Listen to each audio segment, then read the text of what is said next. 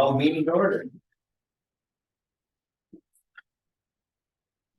I pledge allegiance to the flag of the United States of America and to the republic for which it stands, one nation, under God, indivisible, with liberty and justice for all.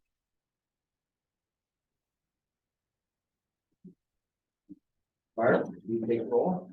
I sure will. Commissioner Dibdall, Here. Commissioner Corbin, I'm here. Commissioner Wire, Here. Commissioner Shaw, Here. Mayor Lindsay. Here. You have before you the agenda for this evening. Motion to adopt the agenda. Second. We have a motion and a second. All those in favor, signify by saying aye. Aye. Those opposed, same sign. Motion carries. Seeing no appearances or acknowledgements, is there anything anyone wants removed from the consent calendar? If not, do we have a motion? Motion to approve the consent calendar. Second. We have a motion and a second. All those in favor, signify by saying aye. Aye. Those opposed, same sign. Motion carried. Unfinished business. Brooke Rolog is here from the Lake Area Improvement Corporation, and I see Janelle is with her as well. Discussion and possible action regarding the location of the daycare facility. Would you like to join us up here at the table? Sure. Thank you guys for hearing us again. I did put together a brief PowerPoint, just kind of recapping. I took myself back to where I was 14 months ago when I first, started learning and engaging in conversations in daycare. Not only the need, but the location, where we were, how we're going to get there and what kind of result looks like. So, the community daycare facility, we've identified that as the need. We noticed that 80% of kids' daytime spent from ages 0 to 5 is with daycare providers. It's important to have high quality daycare opportunities. We want to be assured that we have improved access to childcare that allows us to better serve our employees and recruit new ones, right? So it's not only just the need for quality daycare for families, but then we look at it from the community needs to attract more workforce. Did it go? Oh, We've done a lot of quantifying, and at minimum, in Madison, we're in need of an additional 100 slots. And then how we're going to get there. We've laid that out as our primary initiative. We've talked about that multiple times. We started with the location. So step one, where could we potentially have a daycare site? We've exhausted 17 different locations as previously stated, and the location of daycare at the city park has been on our radar for quite some time. But until the most recent land acquisition, it wasn't a possibility. So this park is tied to federal dollars, goes back to now that we have acquired the Fulford property west of Highway 81, we are in a place we are able to swap with the city. We continue to view this as a primary location from visibility near a public park, parent workforce travel, proximity to school, neighborhood safety, proximity to the corporations, and then the size of the property. So when we looked at what are our main priorities, this list was taken well over 6 to 9 months ago. So I even had to laugh when I pulled it back out. It was interesting to see all the boxes that this location really does check. So benefits of locating near a park, cost savings, existing infrastructure, access to activities, and then the utilization of current city amenities. We have a beautiful park with wonderful amenities. And so instead of replicating that in another location, we could just better utilize what we already have. So there's the proposed location. About 1.5 acres. Leaves room for parking. Again, there's the play area and then facility. So that's just kind of a recap I wanted to do, just so everyone's on the same page of what we're kind of asking for. We allow some feedback from the community. I personally received a lot of positive feedback, really only positive feedback, so happy to hear. You all have heard anything from community members? Anyone? I personally haven't heard anything either way, but there was a good article that was done in the paper. So, I heard nothing but positive feedback as well. I think the location is ideal in my opinion. And I would reiterate the accessibility of the amenities that are in that park. So anyone, because of the handicap accessibility from the zero deck pool to the playground can access all of those things without any modifications made. And I mean, that's what you want your park consumers to be able to do. Mike, anything from the park board? Any comments to put you on the spot?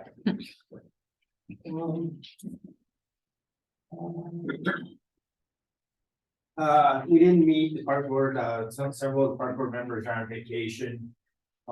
We did send out an email to asking all the park board members for their opinion. Two of them. Wrote back in a written email that they were for this proposal. And one of them verbally said that he was for the daycare proposal in the site. So, we had nothing against the proposed site. Thank you.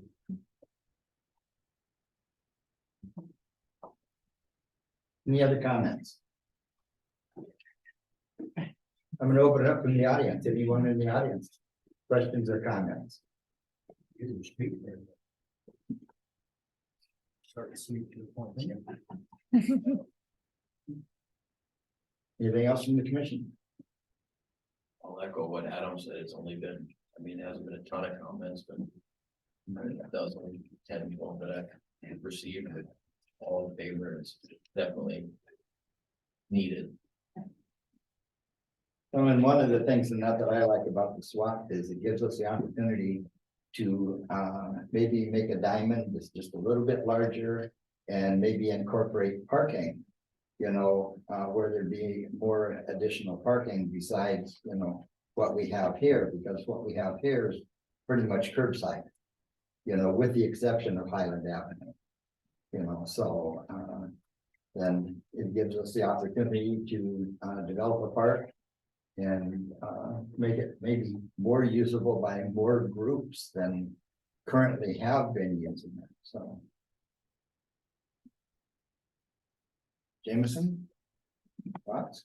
No thoughts from me. I also have not heard any feedback from the public over the last 2 weeks. We listed this on the agenda as possible action, just knowing that there's benefit in some motion that you would want to put together that directs staff or directs the city to move in a particular direction. But of course, at this point, we're not ready to take action to formally swap any land or do anything like that. There's gonna be a few hoops to jump through with replacing the park property, but we are ready to do that whenever you would like. From a mayor's standpoint, I would agree in that. I would like to see the commission, you know, give some kind of formal direction.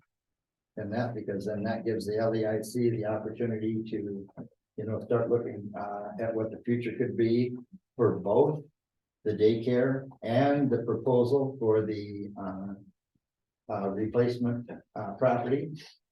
And I think this would be a good time to, you know, at least give it a little direction, no motion, but a little direction from each of the commissioners.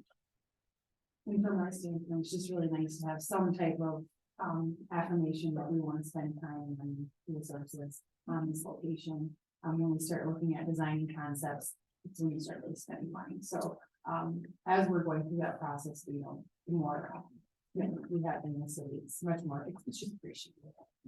Can you guys remind me again what we have to do in order to get the grant portion out of it, or? And a simple way of saying it is that we have to replace the park at its current value with a new park somewhere else at our own cost. Or, you know, at any rate, now we can't get any grants to help with that from the state like that. There's a number of steps to do that, establishing the value of the current location and then moving forward from there. And then establish a new location as to where it's going to be.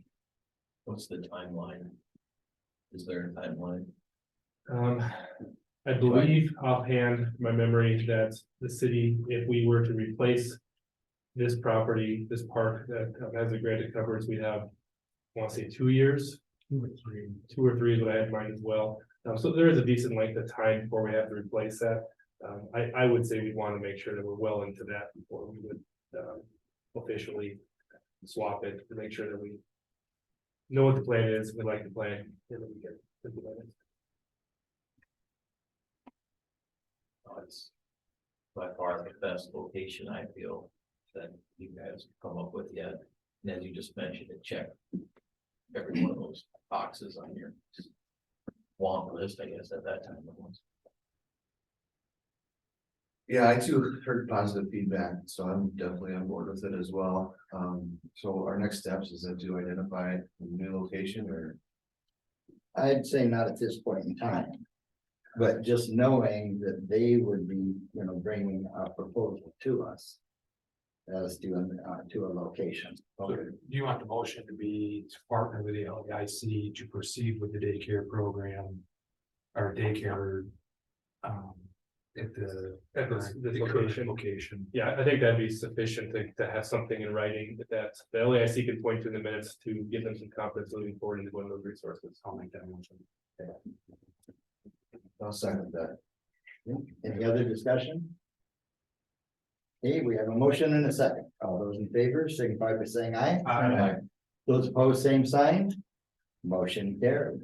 Well, thank you. Yes, thank you. Under new business, approve the RD Phase 1 change order number 6 with J&J Earthworks. And Weston and Ryan, would you want to be the ones to come forward and address this for us?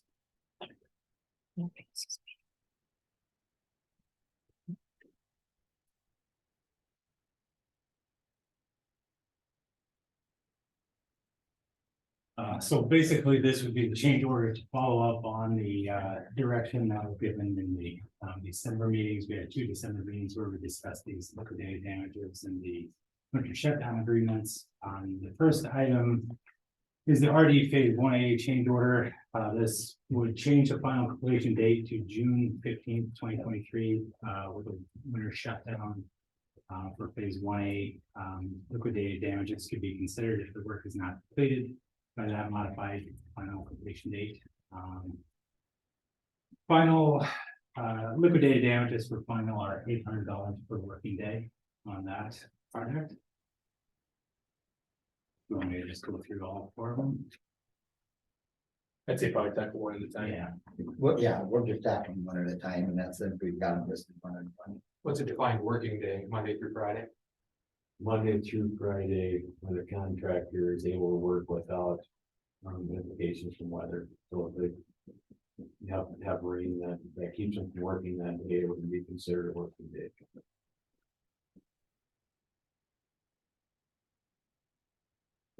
make a motion to approve RD Phase 1A change order number 6 with J&J Earthworks. Second. We have a motion and a second. All those in favor, signify by saying aye. Aye. Those opposed, same sign. Motion carried. Number 2, approve RD Phase 1B change order number 2 with J&J Earthworks. This again is along that same line. This would follow that direction that was given in the December meetings. This would change the interim completion date to October 1st, 2022. To be assessing liquidated damages for Phase 1B through the date of the winter shutdown, which I believe is December 5th. Liquidated damages can resume when construction period resumes in 2023. Liquidated damages on this one are interim of $1,700 working day and $800 or $850 from the fund. Questions or comments? If not, do we have a motion? Motion to approve. I'll second. We have a motion and a second. Those in favor, signify by saying aye. Aye. Those opposed, same sign. Motion carried. Number 3, approve RD Phase 2A change order with Homey Incorporated. This change order with Homey, it would change the interim and substantial completion dates to documented completion dates with no change to final completion date. Liquidated damages start next spring when the weather permits the work to begin. See, we had a winter shutdown agreement also on this contract. And the liquidated damages are $1,700 workday interim and $850 workday fine. Questions or comments? If not, do we have a motion? I'll make a motion to approve RD phase 2A change order number 6 with Helmy Inc. Sorry. We have a motion and a second. All those in favor, signify by saying aye. Aye. Those opposed, same sign. Motion carries. Number 4, approve the Northwest 9th Street Union Avenue reconstruction change order number 4 with Winter Contracting. This change order would change the milestone completion date on this project to allow the work to be completed during the 2023 construction season. Date is set at June 15th, 2023. Winter shutdown agreement was coordinated with the contractor. And liquidated damages could be considered if the work is not completed by that modified milestone date of June 15th. Liquidated damages for the milestone are $800 a day. Substantial completion is $1,500 a day, and final is $800. Questions or comments? If not, do we have a motion? Motion to approve. Second. We have a motion and a second. All those in favor, signify by saying aye. Aye. Those opposed, same sign. Motion carries. Number 5. Thank you, gentlemen. Discussion regarding location of the restricted use site. You want to go first? Sure, thank you, Mr. Mayor. The city operates a restricted use site west out of town. The current cell is about 3 acres in size, and it is filling up rapidly, particularly because of the ratio from last May. The space that we had in it is become quite limited, and it's important the city identify the next steps towards establishing a new cell. Ultimately, the 2 options for the city to consider are this new cell at the current location or a new location entirely.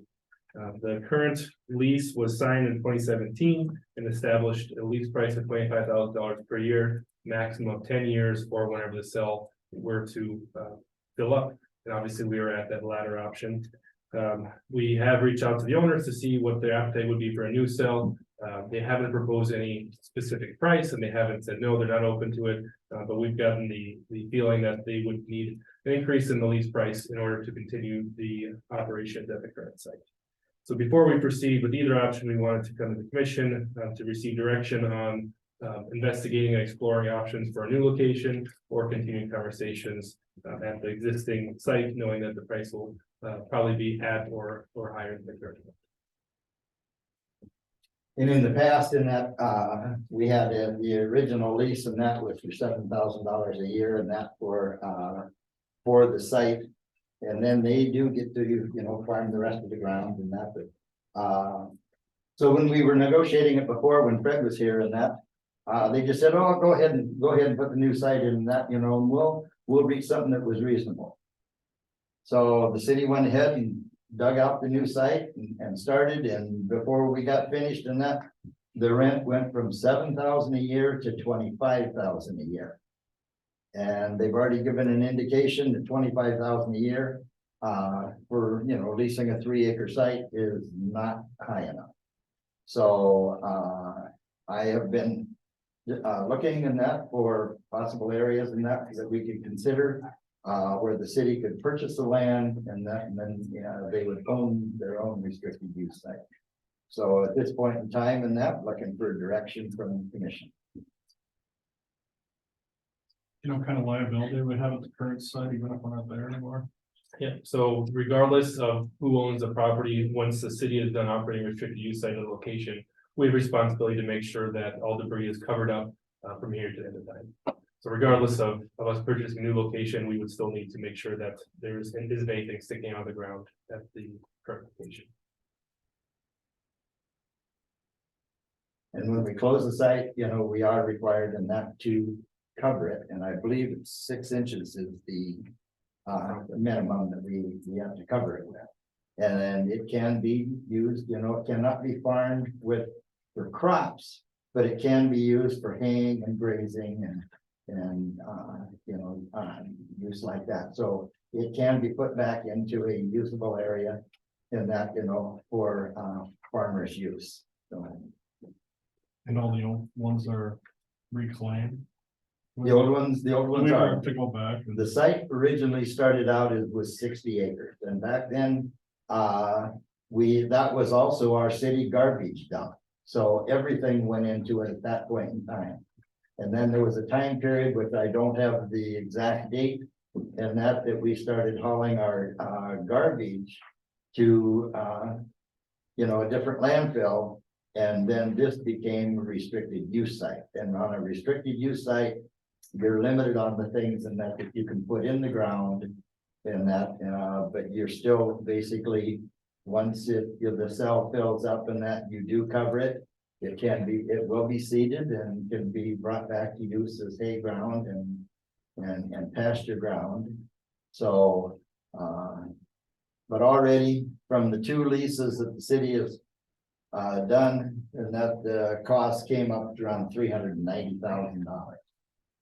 And so at this point in time, and that, not knowing where the 25 would go, and that, I guess I am in favor of looking for a site that the city could own, getting approval from the DPNR, DANR, and having a site that the city could maintain for themselves and that for quite a few years down the road. Have we given any thought to finding a site that might be suitable to a landfill? Instead of just restricted use site?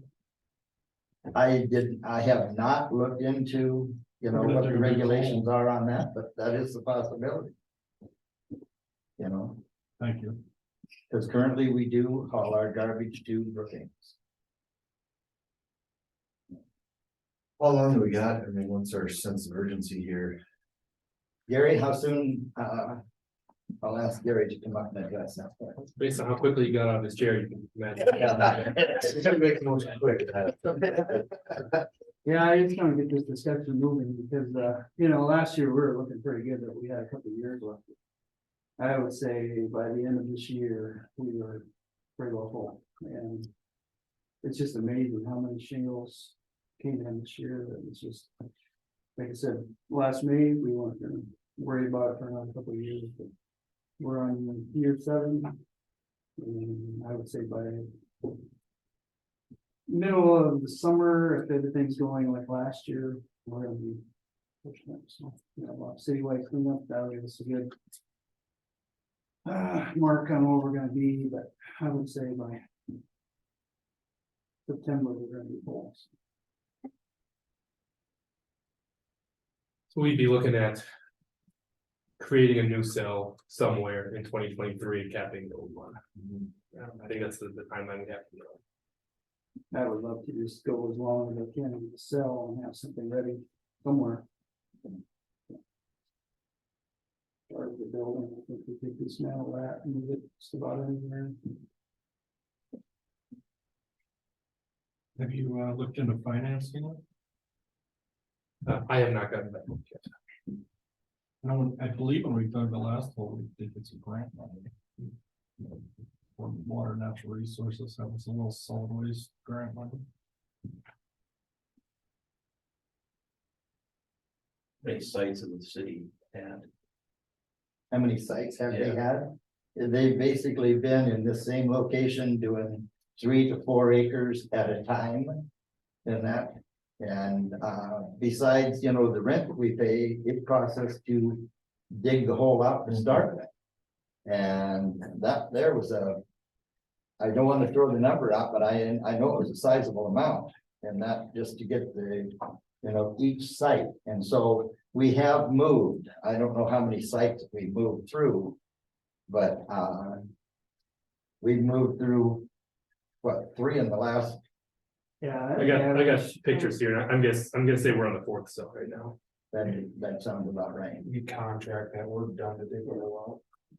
We have. And we set aside money that we would for that. So I would say we're good on that side of it. Where we put it is the question. is there any criteria to that where it can be located? Yeah, we'll have to have the inspections done. Yeah, facility siting and that,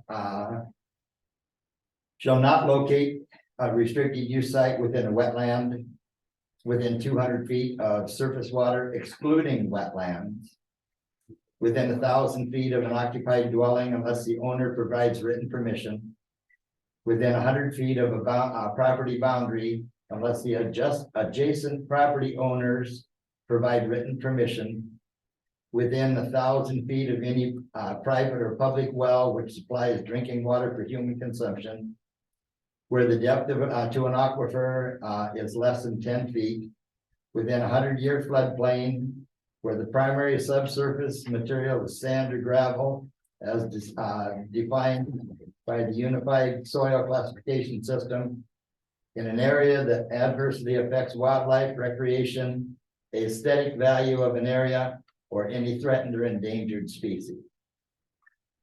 So those are kind of the guidelines. And we do have land around in that like the daycare hits all of those criteria. But in order to proceed further in that, you know, direction from the commission, if that would be acceptable, to be looking for land. Yeah, I think it's acceptable to look for land, and I guess I don't think we should completely rule out just a case. The area that's used. Something we need to do something sooner than later. Either way, and we're completely out of spots in this area. No, there's there about is, three.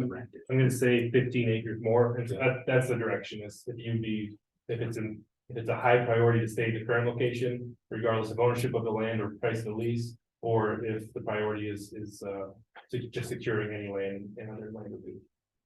Can we get both perspectives? I mean, we Yes. know what the cost is, what are given to get us a bid, and then we find a piece of property, what that cost will be, and maybe then make a decision. That's the direction we're looking for. Yeah, we can try to get closer to a number which both sides would agree to on the current location. Is there a convenience for the current spot location?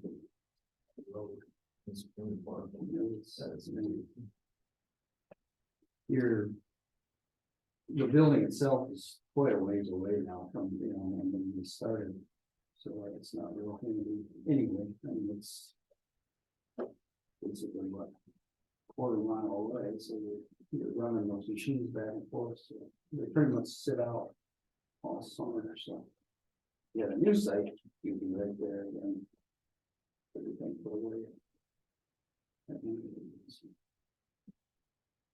I'll make a motion that we explore the options of staying at the current site with, and go and see what the cost would be versus finding a piece of property and getting a bid on what it would cost us to purchase this property. Second, Okay, we have a motion and a second. That's all right. We got a motion and a second. Jim, would you come forward to the microphone, please? So not so Gary, general public can hear. Thank you. The question that maybe Gary can answer, you know, if you find a new site, you're gonna have to bore down to see where what's under there. Whether water under there, gravel or what. We have to go down a minimum of 10 feet. Yes. Yeah. Where's the site, the other site you guys talking about? Is that out there by cemetery? Right now, we're just looking for Right now, we're direction. Right now, we are looking for direction from the commission as to whether to do that or not, or whether to see what kind of negotiations we can with the same location. One thing about where you're at now, you know, that ground is high. There's a good clay bottom to it. It's been there for years. Mhm. Whether you raise the rate or not, I guess you just have to raise your fee if you raise the rate, but the other option, you know, I told Gary that, and maybe it wouldn't work. You could talk to Ron Hodging out there, you know, in the hills. You should be in a high hill where you can go in the mountain and have something to cover up like climbs out there. If you go where it isn't very high, you're gonna run into a problem with the water table, I think. Totally understood. Well, I just thought I'd bring that up, that I'm glad you did, thank you. I mean, you've been there for years and I know Billy raised the rate, but I think that happened over. No problem with Fred, but he gave years. So I know Billy pretty well, but I think that's a good site right now where there's no water problem out there, is there? No, just like, not the whole. Yeah. But I mean, that's the thing, you getting to that, I mean, the commissioner that think about. If you don't find a hill. I think that's why we want to explore the options of, you know, if we can find some place and Yeah. versus what we're gonna pay here and try to keep it as economical as we can. But I mean, you know, you gotta be high enough, you're gonna get water, Sure. especially in that. I mean, I've been in that country for a while, I know where the water table is in winter. Well, the nice thing about water is it follows the curvature of the earth. That's why in Colorado you can drill a well also. Yeah. You know, and so, but you do have to find out, and the water table does have to be 10 feet below. You know, meets all, whatever we find has to meet the guidelines I just read. Yeah, well, I'm saying you don't wanna find a hill because you know, in a lot of. Level ground, there wouldn't get very much stuff, I mean, look at the stuff we got out there, too. See, you're young enough to remember Vernell Johnson.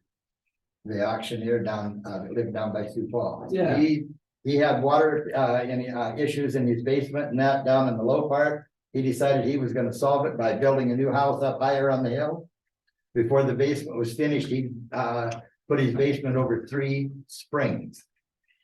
So he ended up with 3 sump pumps instead of 1. So even though you're going up on top of the hill, you do have to find out where the water. Yeah, I agree. But you know what Klein is, even if he's spending, you know what that ground is out there, we've been there for years. Understood?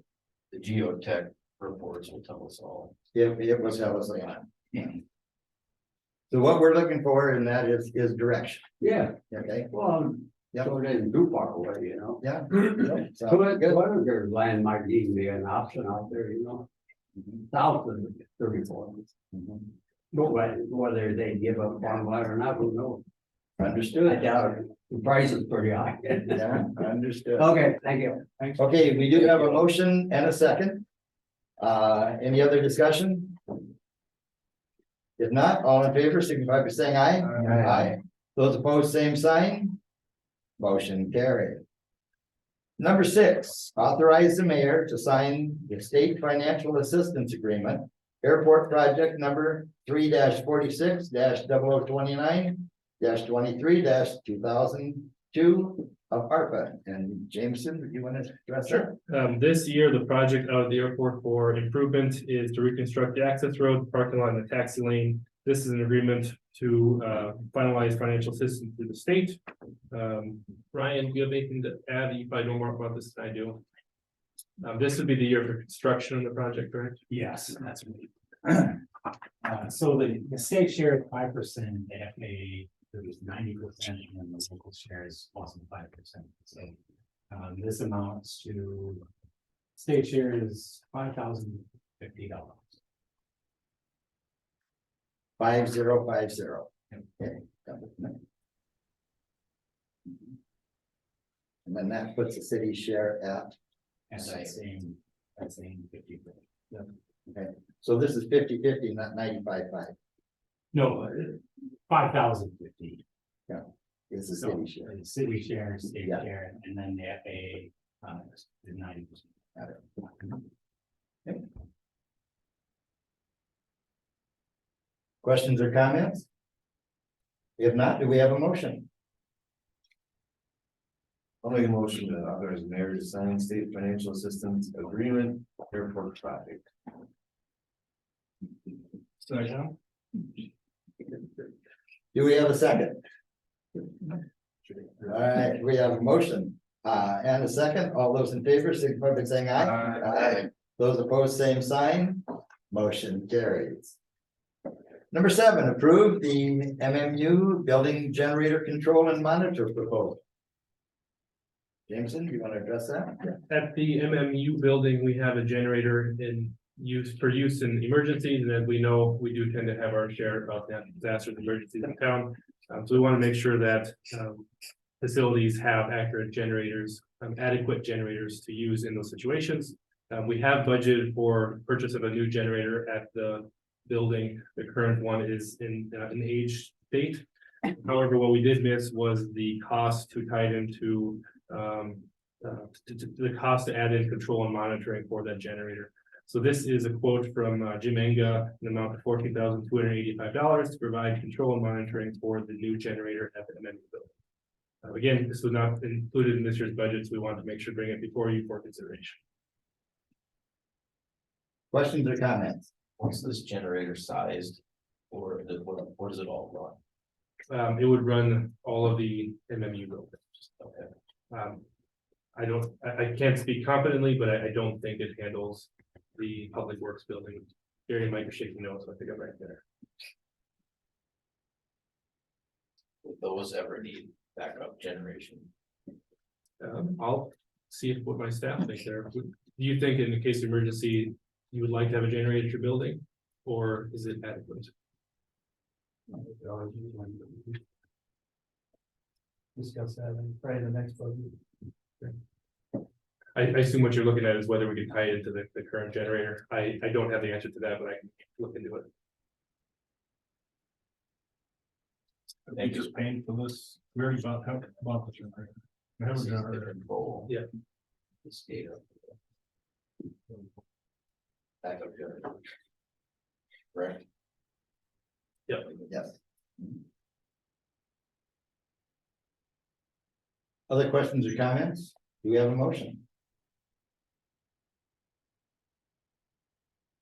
Make a motion to approve the MMU building generator control and monitor proposal.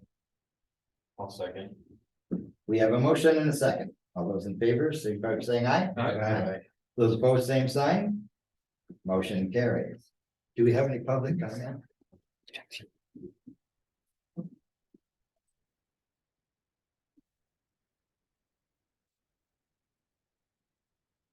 No? Okay. Under announcements, notice of vacancy, 2 commissioner openings and that for the April election. Nominating petitions may begin January 27th, filed by February 24th. And the 2 commissioners that are up for re-election are Jure and Adam. Our next regular commission meeting will be Monday, February 6th at 5:30 p.m. So we start filing January 27th and they're due when? No, you can go out and get your signatures starting January 27th. And when do they do? And then you return them to the city by February 24th. Oh, February 4th. Yeah, February 20, oh yeah, we're gonna really speed it up this year. Yeah, February 24th, so you have just shy of 1 month doing that to get your petition signed and returned. And then again, our next regular meeting will be February 6th at 5:30 p.m. Do we have a motion to adjourn? Second. Do we have a motion and a second? All those in favor, signify by saying aye. Aye. Those opposed, same sign. Motion carries. Thank you, everyone. Thank you.